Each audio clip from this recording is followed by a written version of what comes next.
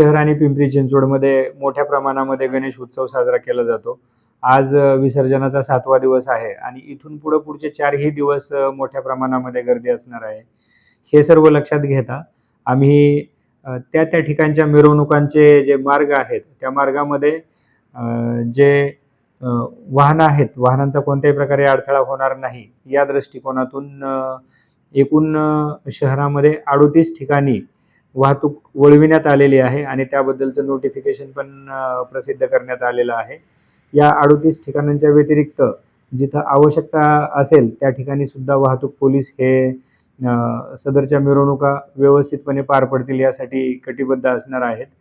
सर्व नागरिकांना आवाहन आहे की मिरवणुका आणि जनतेचा असणारा मोठ्या प्रमाणातला सहभाग लक्षात घेता आपण आपली वाहनं सदर गर्दीमध्ये आवश्यकता